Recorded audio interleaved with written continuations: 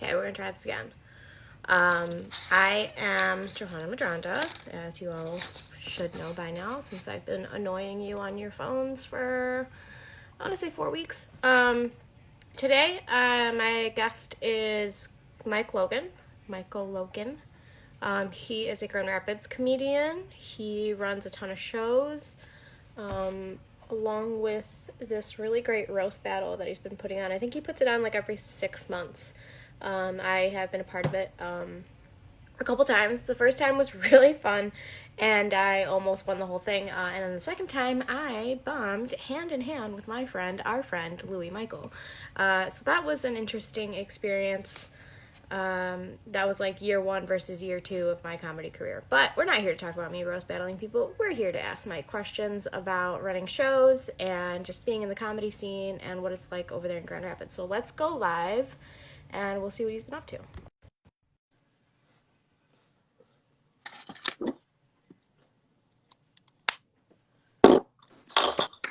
Hi. Hi. God damn it, I'm such an old man. Are you? All right. Are you? Hi. 1 second. I gotta put headphones in. Okay.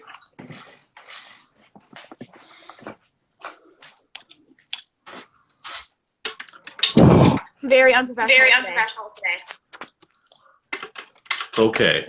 Okay, here we go. How are you? I'm good. How you doing? What? I said I'm good. How are you doing? I'm good. I'm I'm a little hungover. If you don't mind, I'm gonna walk around because I don't like talking on the phone in one place. So I'm probably gonna be all over my apartment. I don't care what you do. Just letting you know. Do you have headphones? Yeah. Can you? Because there's an echo. All right, hold on. You can do it. I believe in you. Just gotta find them. There you go.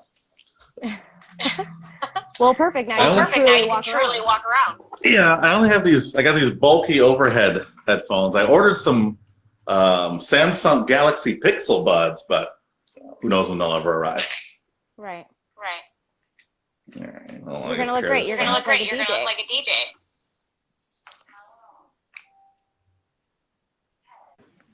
Oh.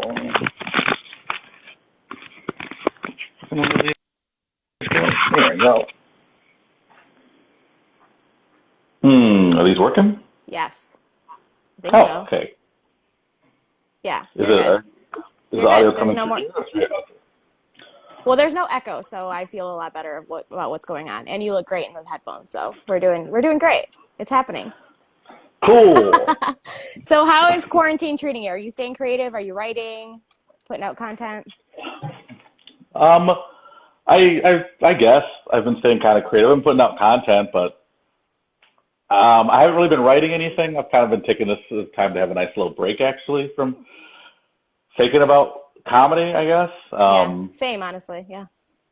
I mean, I just happened to move into a new apartment, like right when all this started, so most of the time I've just been furnishing and decorating my apartment.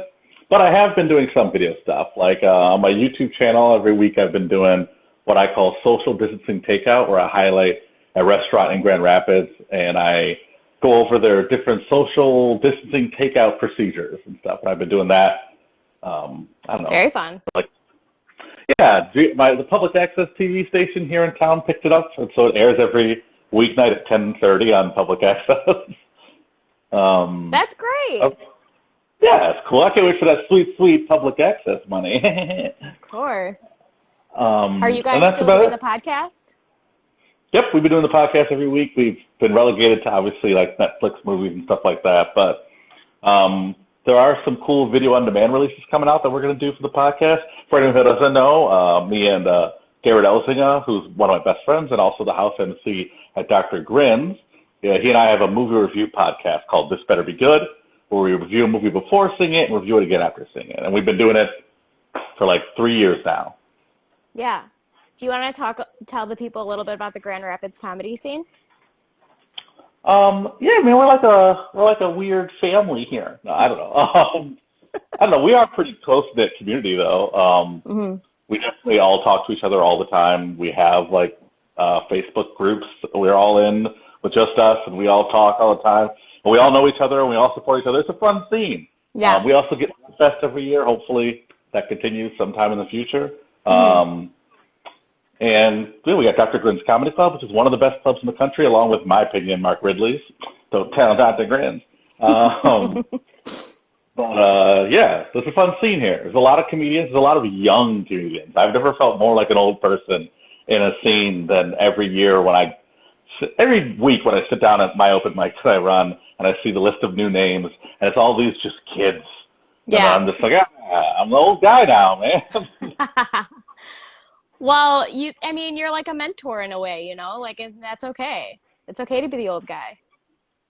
Yeah, I don't mind being the old guy. It just kind of happened quickly. Like, right. It seemed like I went on the road and came back, and all of a sudden there was a bunch of new comics, and I was like, what the hell? Absolutely. So how long have you been in the game for? I don't know. I think like 7 years. I don't know my comedy anniversary or anything. I know most comedians are always like, they know their comedy anniversary and all that stuff, but I don't know when I started. I think it was like 7 years ago. Okay. Somewhere around there. What was your first set like? My first set was pretty good. I went out, I did the Sunday Night Funnies here in Grand Rapids, and I just told a story. I told a story that I knew was funny, and I knew it was good. And so I went up first time. It's actually, the first time I did stand-up was inspired by the first time I watched live stand-up. Yeah. I went to an open mic, not going to name the open mic, but I went to an open mic, and I watched all the comics.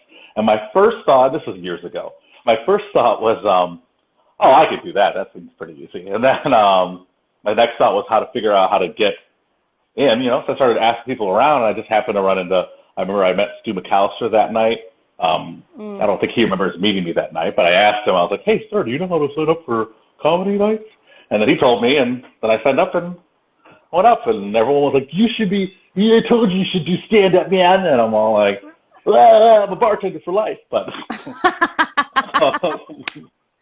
yeah, it was fun.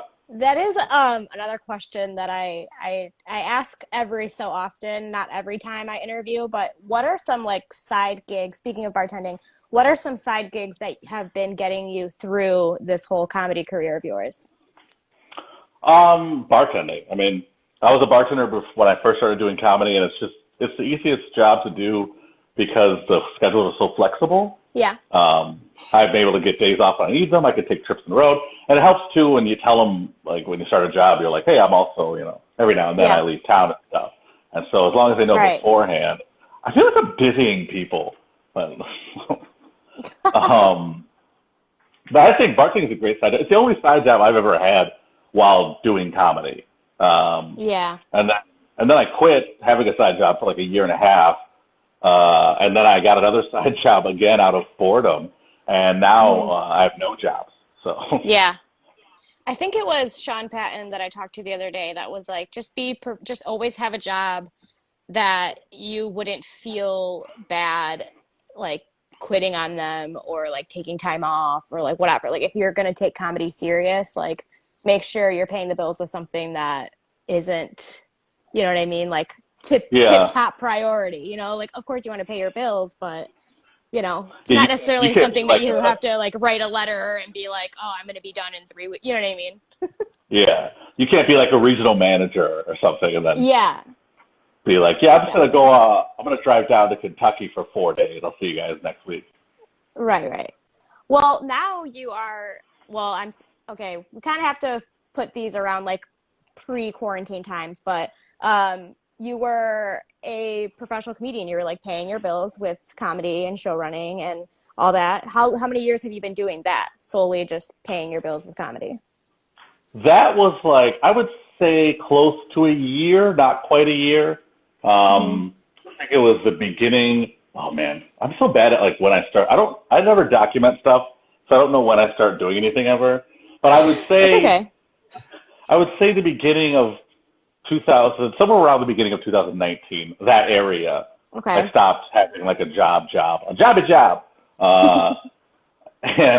at first it was kind of like, it was very much like paycheck to paycheck, not the most comfortable person. But then after I started picking up more gigs and stuff, it got better. And then I kind of transitioned towards the end of the year because I blew out my car, so I couldn't travel anymore. So towards the end of the year, I started just producing a lot of shows. I mean, I obviously traveled a lot still, but I found a lot of money in producing content. Yeah. And so by time, I mean, I had a side job for the last like 3 months, but it was strictly because I was trying to stop spending money. So I figured if I get a job to fill in the days that I'm not producing a show or on the road, I'll save some money. And so it's been nice.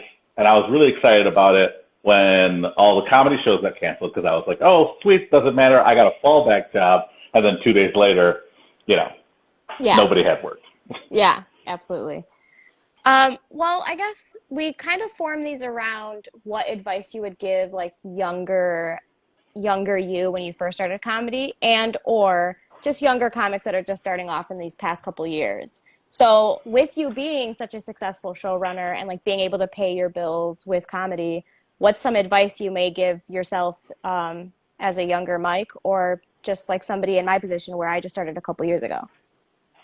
Well, younger Mike could have used a lot of advice from older Mike, because younger Mike did a lot of things wrong when younger Mike started doing comedy. But I think the first thing I think is just talk to people who've been doing it a while and try to soak up some kind of knowledge from them.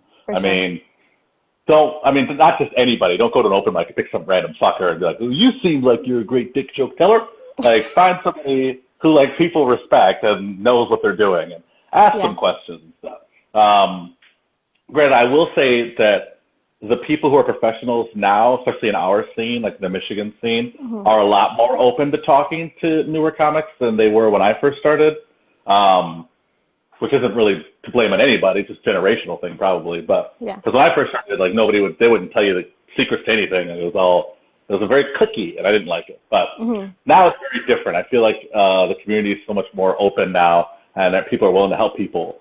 And so the number one advice is just take advice. Ask people questions if you have questions. Reach out to people on Facebook, or if you have their number, whichever way. I guarantee like 99% of most professional comics are cool talking to you about some stuff. My second tip for past me is do not be afraid to practice your jokes. I did, I think, a solid 4 months of brand new material every time I did comedy for the first 4 months I did comedy. And it was very like roller coaster-y. Like sometimes I'd crush and I'm like, yeah, man, I'm getting a Netflix special tomorrow. And then sometimes I would eat shit and I wouldn't know why. And it's just because I didn't practice. Just like anything to get good at, you got to practice it. So go to a bunch of open mics. Don't do every open mic that's, on the planet all the time. Don't burn yourself out, but do open mics, try out your material. Practice it. Don't be afraid to do it over and over again. For sure. I mean, I feel like practice is like a hard thing to teach, I guess. Because like you are who you are. Like you learn things the way you learn things. And if someone tells you, well, you do it that way, it's not going to work, you're immediately going to be like, well, fuck you, man. I've been doing it this way my whole life. But yeah, practice. Absolutely. How do you get to Carnegie Hall? That's right. That's what they say. I do want to dive a little bit deeper into like producing shows, because you and I have had great conversations about producing, me being like a baby little new producer, not really knowing, how to turn a bar show into like, oh shit, now it's paying my bills. And one thing that you've always said to me that really stands out is make sure you sign some fucking paperwork. You know what I mean? Like, so if you kind of want to give a little bit of an example or any advice as far as like how to really turn it into like a professional deal. So I think, hold on, I'm pouring a bourbon. Jealous. We'll just top that off. There we go. All right.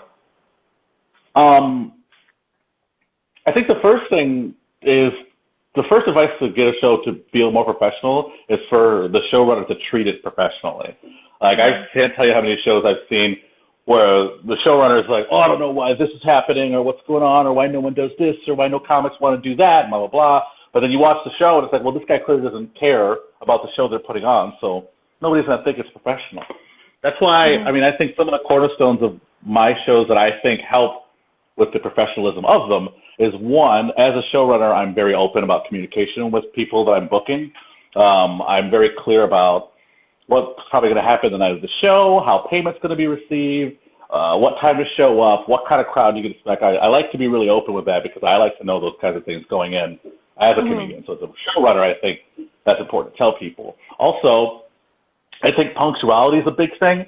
Like, I know that in the comedy scene, it's not. Like, people just rely on shows starting late. I don't want to point the finger at black people who run shows, but you guys got to, I'm trying like my best to lead by example with my shows. But I mean, you've done it. Johanna, I know you live in Detroit. I know you've shown up to shows that are supposed to start at like 8, but then the fucking host is dancing for an hour and a half and then you don't, but I digress. Yes. Start your show on time. It's like one step to legitimacy. Any comedy club you ever go to, it's 7:59 and 50 seconds. The lights go out, the announcements start, and the show starts at 8 o'clock. That's how every show is at every professional setting. So why not treat your show the same way? That's the advice I would give to anybody if you want to try to make anything professional. And also, like you said, number 3, if you're really trying to be a producer and make some sort of income off of it, get some shit in writing. Don't just do verbal agreements with people or handshakes. You need to say, hey, listen, like, even if it's somebody you know, just explain to them, it's nothing personal. I just want to make sure that everything's secure. That's weird to see my reflection. There's my back. Look at that, guys. It's my back. But yeah, you just want to, if it's somebody like who you're friends with or somebody who you know and you feel awkward asking about like a contract, just say it's just for your own personal security. It's not like I don't trust you. Nobody should get offended if you ask them to put something in writing. It's money that you change hands. Exactly. I mean, I got lucky with 3 of the shows that I run, I signed contracts for 6 months for. So I got lucky because even though the shows aren't happening, they still, we still have an agreement, and they still fulfilled their end of the agreement. So that's why I always do that shit in writing. Like, for sure. If I didn't have my shows that I produced contracts in writing, I wouldn't be able to say like, oh, I've just been relaxing, picking out furniture for my new apartment. I'd be like fucking panicking. Yeah. So absolutely. Get shit in writing. Yeah. So has that professionalism always been with you, or has that something that like took a lot of learning lessons to get to? No, that's not always been with me. That was a lot of lessons. I've done like every dumb thing you can do in comedy. I've done every terrible show for every dumb reason, for all the exposure on the planet. And I've been fucked over. I've been fucked over so many times that I just thought to myself, if I ever run a show, I'm not going to do this, and I'm not going to do that, and I'm going to do this, and I'm going to do that. And I stuck by it when I started running shows. I mean, I've run the gambit of getting to the venues and the show doesn't start for 3 hours to the show doesn't start at all because the venue double booked the show. I've been to shows where they paid you, but the check bounced. So when you go back to get the check, the place burnt to the ground. I've been through it all. So I'm just like, dude, if I'm producing a show, I don't want to fuck people over because it's not cool to get fucked over. Absolutely. Have you ever thought about moving to a hub? You mean like Chicago or New York or LA or something? Yes. I mean, obviously everybody's thought about it. I mean, the fact that I also do acting too. So LA is like a really obvious choice for me as an actor / comedian. I also do a lot of voiceover work. So LA is also a really big hub for that. And the move is going to happen. It's just, I'm raising a kid here. So it's kind of hard to be able to justify flying, 1,500 miles away from her. Although she has gotten to the age that she's 9 now, so she understands what I do, and she knows who I am, and she gets why I'm not there, why I travel. So I'm now getting more comfortable with the idea of it happening. But I think I've set a block in my mind where at least I wait till she's 10 years old. I don't know why I tend to see a significant number, but because then it's like she can come out to LA and visit, and she's all into like fucking celebrity culture, so she'll just she'd eat love all it. it up. She'd eat it up. She's the reason I'm on TikTok right now. Oh, I love that. I didn't realize you were on TikTok. I got to follow you. That'll be fun. I am. It's really dumb. It's a stupid TikTok. It's fun, though. I like it. Hell yeah. Well, when you and I first became friends, we did talk about like moving to a hub and all that stuff. And I did question like, why did you pick Grand Rapids? And you said because it's centrally located and it's easy to hit the road and like do all these Midwest clubs, right? Is that still staying true with you as well? Oh, yeah. I think the Midwest is the best place to start comedy at. I mean, a lot of people will say things like, you got to cut your teeth in New York, or all the opportunities are in LA. We've heard all the different reasonings for going to those hubs. But I just feel like the Midwest, specifically Grand Rapids and Detroit, are just such great locations because, I mean, here in Grand Rapids, I'm 2.5 hours from Detroit, South Bend, well, less than 2.5 to South Bend, Chicago. I'm 4 hours to, or 4.5 hours to Cleveland. You know, it's 8 hours to Pittsburgh. Like, nothing's really that far away on this side of the country. And so I think it's a really good place to get a start. And you can get in the car, drive 10 hours, go to New York. Didn't you do that last year you went to New York? So, I mean, there's all these options to be able to just go. Whereas if you live in New York, LA is so far away. If you live in LA, New York is so far away. So I think the idea for me is at least to establish myself as a headlining, nationally touring club comedian before I even think about going out to one of those places. Because one thing I don't want to do is start the fuck over. Exactly. Which is what would have to happen if I went out there.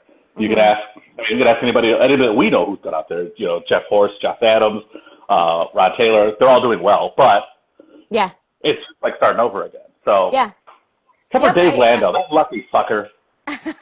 I interviewed Melanie Hearn last week, and that's basically what her message was the entire time. Like, if you want to move to a hub, do it. Like, take the risk, but just know you're going to start all over again, and you're going to have to hustle and grind 10 times harder than you did in your home state. So, it's insane. Yeah, my knees are too much for that. I'm not trying to hustle that hard yet. I'm getting, as the eldest statesman of Michigan comedy, at least West Michigan comedy, I gotta preserve like my hustle for when I really, really need it.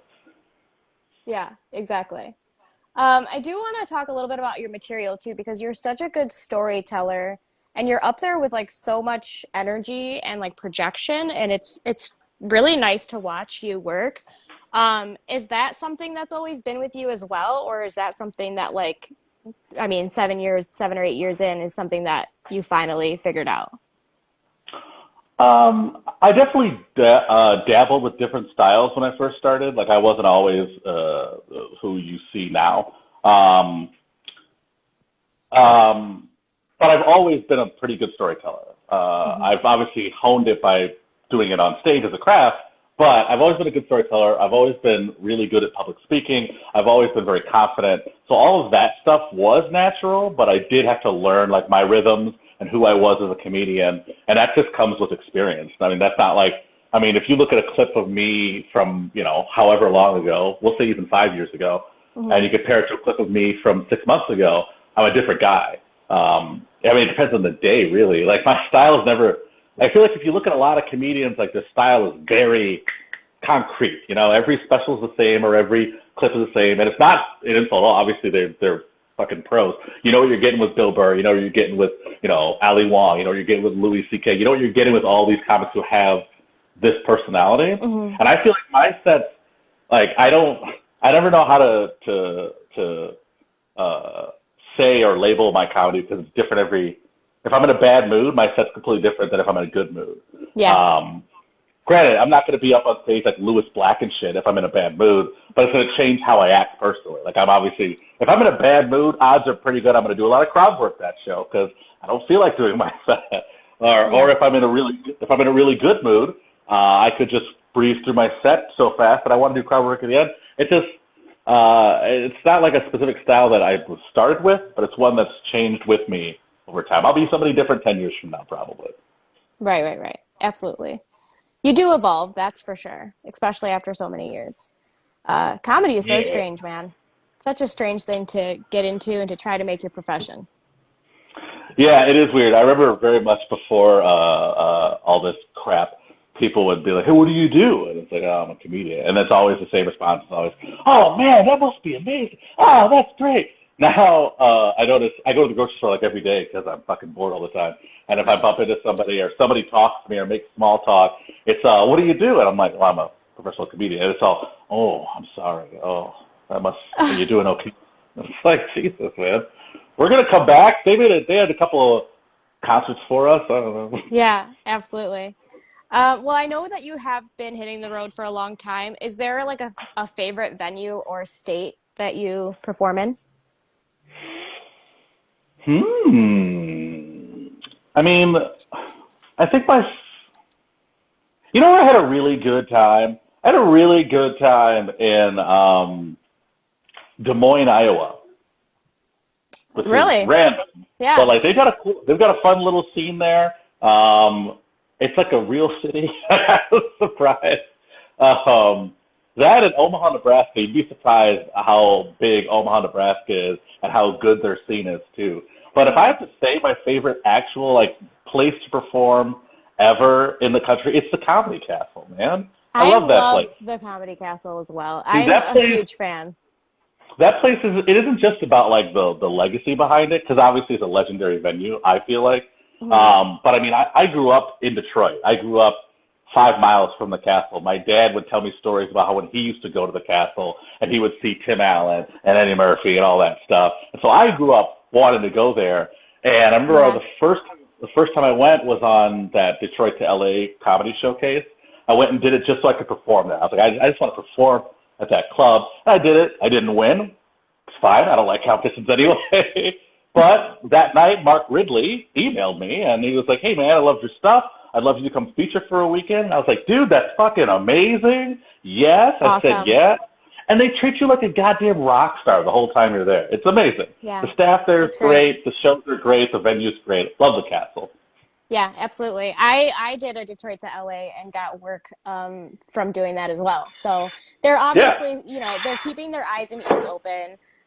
They are very kind. Bill Vachard has been nothing but helpful and a great kind of mentor. I never took his class or anything, but he's like invited me to come out and open for him at the Holly Hotel and shit. It's been really cool. I personally love it.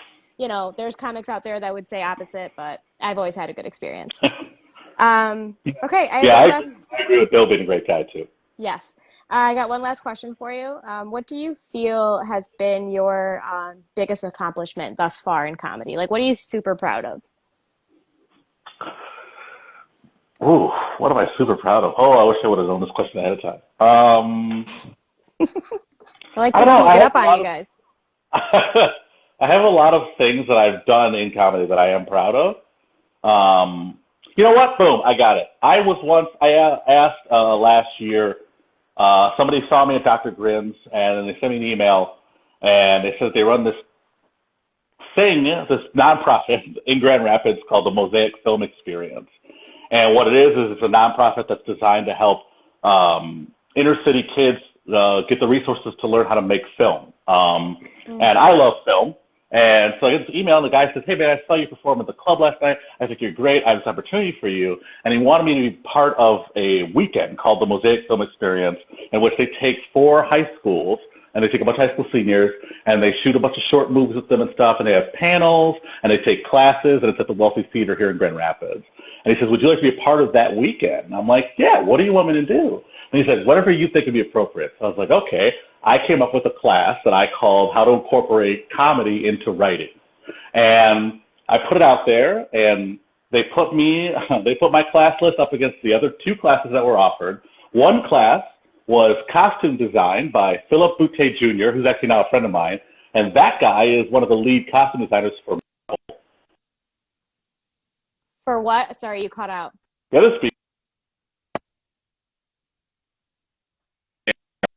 I lose you?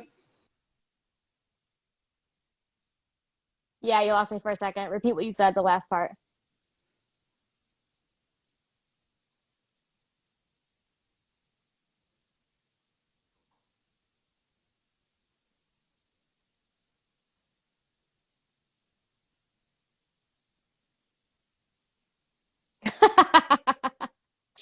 You're back. Okay, well, I wasn't me. That was You were talking about the costume designer. Yeah, and the other class was one of the executive vice presidents of HBO, and they were giving a class on like television and stuff. And my class was the best-selling class of the 3 classes. Aw, that's so cool. And so for the whole weekend, I taught these kids. I came up with this great presentation and taught these kids and stuff. And then, they went on with their day. But then 2 months ago, ran into a kid, or it was 3 months ago. Kid came up to me and yelled at me at a grocery store. And he says, hey, man, are you ice cold comedian? And nobody ever says that to me, so I was kind of surprised. Yeah. And I was like, yeah. And he's like, hey, man, you taught a class last year about, like, how to incorporate comedy into writing. And I just want you to know that, like, he apparently He tried out for a talent.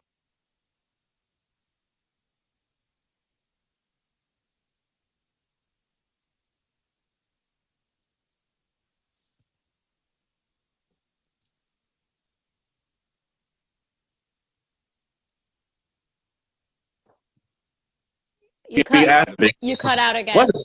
You gotta stop what is walking going around. on? You gotta stop walking around. You cut out again.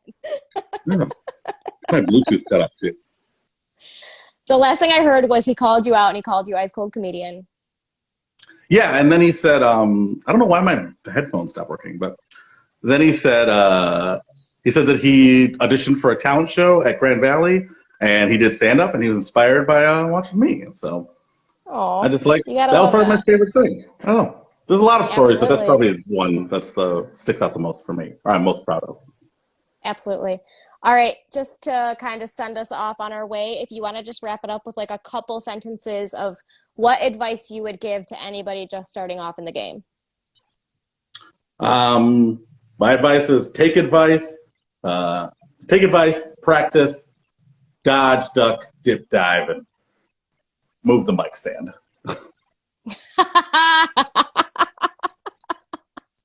That was so perfect. Thank you so much, Mike. Do a quick plug. Where can we find your stuff? The Ice Cold Comedian on YouTube and Ice Cold Comedian on all other social networking platforms. Perfect. Thanks so much for taking the time, dude. I'll talk to you soon. All right, see you. Bye. Okay, that's Mike Logan, everybody. Grand Rapids, Grand Rapids' very own Mike Logan. I'm so sorry. I drank so much wine and ate so much pasta last night. Very hungover. Very unprofessional. Of course, we're the most professional comedy club in the Midwest, the Independent Comedy Club. Did you know that? Tomorrow, I'm back with Emma Willman. Emma Willman was supposed to perform for us at the end of this month, and I was supposed to host it, and Carolyn Paul was going to open it up for us. And then all of this bullshit happened. But she is kind enough and nice enough to take the time to do an interview with us tomorrow night at 7 o'clock, and I'm so excited. If you don't know who Emma Willman is, she's got a 15-minute comedy special on Netflix. And she's just done a ton of work for the industry, and she's all over the internet and stuff. So I'm really excited to talk with her. I admire her. I'm a fan of hers, so I'm very nervous. Yeah, other than that, the Big Time Garbage podcast tonight at 9 o'clock will be live streaming with Sean Patton. I interviewed him last week. He's come and headlined here. He has Comedy Central credits. He's great. He's very successful. So yeah, make sure you check out Emma Willman with me tomorrow, and Big Time Garbage live stream on Twitch tonight at 9 o'clock with Sean Patton. You guys have a great night. Don't be hungover like me, okay? Drink your water. Bye.